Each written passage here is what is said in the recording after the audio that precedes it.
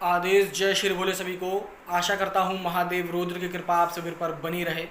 दोस्तों, जैसा कि आप सभी लोगों को पता ही है कि नवरात्रि आने वाली है और नवरात्रि में कुछ ही समय बचा हुआ है और जितने भी देवी भगत हैं, माता की सेवा करने वाले साधक हैं, माताएं बहनें हैं, गुरु भाई हैं, तांत्रिक भाई हैं, साधक भाई हैं, तो वो सभी लोग नवरात्रि पे अपने जितनी भी सिद्धियां होती हैं अपनी ऊर्जाओं को बढ़ाने के लिए, तपोबल बढ़ाने के लिए अनुष्ठान करते हैं, सिद्धियों के लिए जाप करते हैं, माता के मंत्रों का जाप करते हैं, उनको मजबूत करते हैं और प्रबल करते हैं अपनी सिद्धियों को।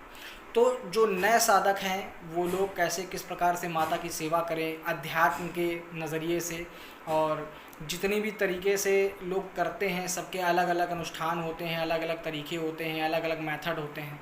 पर जो एक बेसिक तरीका होता है, जो एक बेसिक अनुष्ठान होता है, मैं आप लोगों को बताने जा रहा हूं। तो वो अनुष्ठान को आप लोग अगर नॉर्मल तरीके से कर लेते हैं और थोड़ी सी मेहनत लगेगी, पर अगर ये अनुष्ठान आप लोग 9 दिन का पूरा कर लेते हैं विद हवन के साथ कंप्लीट कर लेते हैं, तो यकीन मानिए दोस्तों कि आपके ऊपर माँ भगवती की असीम कृपा अपने आप बन जाएगी। दोस्तों, ये बेसिक तरीका ही है, पर बहुत से लोग हैं जो इसमें गलतियां कर देते हैं। पर गलतियां करने से माता रुष्ट नहीं होती हैं। माता अपने बच्चों से हमेशा प्रेम ही करती हैं और अपने बच्चों की हमेशा कृपा बनाए रखती हैं। तो चलते हैं, पूरी वीडियो को अंत तक ज़रूर देखिएगा कि कैसे मैं बता रहा हूँ करने के लिए कैसे क्या है।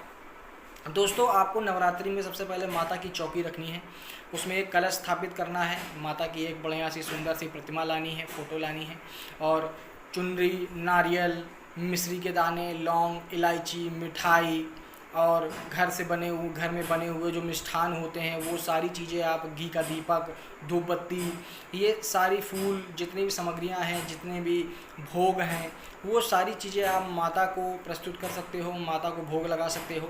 भोग लगाने से पहले आप ये मान के चलिएगा कि जो भी जिस तरीके की दिक्कत आपके घर में परिवार में है या फिर किसी भी प्रकार का आपको अनुष्ठान में जो रिज़ल्ट चाहिए, जैसे कि बहुत से साधक भाई हैं जिनको अपनी दिव्य दृष्टि प्राप्ति के लिए अनुष्ठान करना होता है, या अपने घर के तंत्र काट के लिए, या अपने घर की सुख शांति के लिए, धन आगमन के लिए, धन से संबंधित समस्याओं को दूर करने के लिए।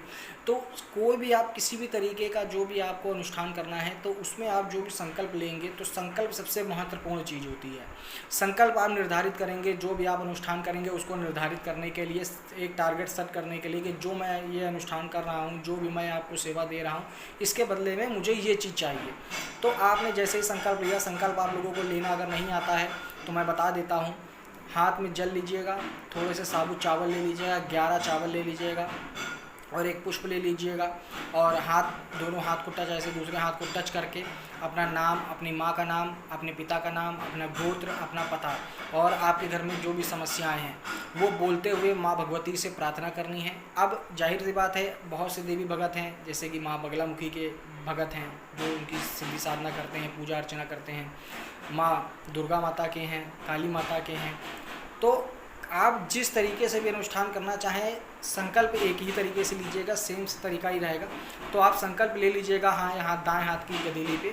उसके बाद संकल्प लेते हुए माँ के जब पहले दीपक प्रज्वलित कर लेंगे, जब उनको भोग लगा देंगे, फिर जब बैठेंगे आप, तो एक बेसिक तरीका जो मैं बता रहा हूँ वो करना है। हाथ में जल ले लीजिएगा और बैठ जाइएगा, और आपकी जितनी भी समस्याएं हों आँख बंद कर करके माँ को स्मरण करते हुए, माँ भगवती को स्मरण करते हुए आपको संकल्प लेना है। संकल्प लेने के बाद उनसे बोलना है कि माता रानी, मेरे घर में ये समस्याएं हैं या फिर ये अनुष्ठान के लिए मैं कर रहा हूँ तो मुझे सफल बनाइए, और जल को वहीं छोड़ देना है।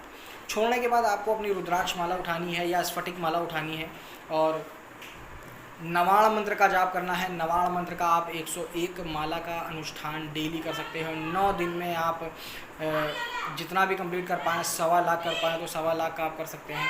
सारी चीज़ें आप कर सकते हैं, तो उसमें कोई भी किसी प्रकार की दिक्कत नहीं है। आप अगर 1.25 लाख 9 दिन में करते हैं तो बहुत ही बेस्ट रहेगा, और उसी हिसाब से आप मालाओं को काउंट करके रख लीजिएगा कि एक दिन में हमें कितनी माला का जाप करना है, सुबह दोपहर शाम में कितना जाप करना है।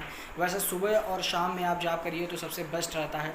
तो उसके बाद आपको माला उठा लेनी है, आसन लगा लेना है, और माता की प्रतिमा के सामने ही आपको नवाण मंत्र का जाप करना है। नवाण मंत्र आप किसी के मुख से दीक्षा के रूप में ज़रूर लीजिएगा। अगर नवाण मंत्र आप दीक्षित रूप से नहीं लेते हैं, गुरु मुख से नहीं लेते हैं, तो फिर उसका जाप उतना फलदायक नहीं होगा। क्योंकि बहुत से मैंने साधक देखे हैं जो कई 40 लाख, 50 लाख, 36 लाख, 11 लाख, 15 लाख और 9-9 लाख जाप करे बैठे हैं, पर उनको आज तक कोई अनुभूति नहीं हुई, किसी प्रकार का कोई भी उनको रिजल्ट नहीं देखने को मिला।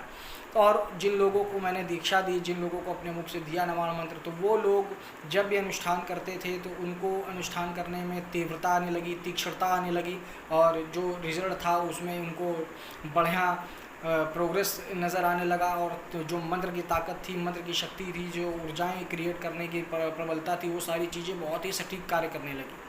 तो ये होता है कि जब आप किसी भी दीक्षा के रूप में मंत्र लेते हैं। खैर, जो लोग दीक्षित होंगे तो वो लोग मेरी बात को समझ ही गए होंगे कि दीक्षा का मतलब क्या होता है। तो नवाण मंत्र का जाप करना है, माला आपको ले लेनी है, रीढ़ की हड्डी सीधी रखनी है, आगे चक्र पर फोकस करते हुए ओम ऐं ग्रीं क्लीं चमडाक जम ओम ऐं ग्रीं क्लीं चमडाक जम ओम ऐं ग्रीं क्लीं चमडाक जम ओम ऐं ग्रीं क्लीं चमडाक जम ओम ऐं ग्रीं क्लीं चमडाक जम ओम ऐं ग्रीं क्लीं चमडाक जम ओम ऐं ग्रीं क्लीं चमडाक जम। इस तरीके से आपको जाप करना है। 101 माला एक बैठक में करनी ही करनी है। तो उसी अकॉर्डिंग आप देख लीजिएगा कि कितना जाप आपको एक दिन में करना है, तो वो सारी चीज़ें आप कर लीजिएगा। आखिरी दिन आपको जाप करने के बाद माता भगवती को हवन के माध्यम से भी भोग देना है। हवन के माध्यम में कैसे भोग देना है, उसमें हवन सामग्री रहेगी, घी रहेगा, लौंग रहेगी, कपूर रहेगा, बतासा रहेगा, गरी का गोला है, जो गरी होती है उसको भी आप क्रश करके डाल सकते हैं, ठीक है। काले तिल रहेंगे।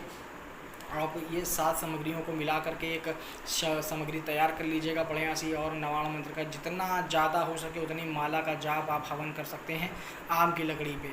आम की लकड़ी पे करेंगे और सोहा लगा करके अंतिम में करेंगे। और जब अनुष्ठान कंप्लीट हो जाएगा तो जो धुआं उत्पन्न होगा आपके घर के अंदर, तो वो धुएं को आप आंगन में, मतलब कि जो धुआं रहेगा, जो भी आप हवन कुंड रहेगा, उसको आप अपने आंगन में रख दीजिएगा और पूरे घर में धुआं फैलने दीजिएगा। जिससे क्या होगा कि घर की जितनी भी नकारात्मक ऊर्जा होगी वो ख़त्म हो जाएगी और घर में जितनी भी दिक्कतें होंगी वो सारी दरिद्रता के साथ, धुएं के साथ ही बाहर भाग जाएगी।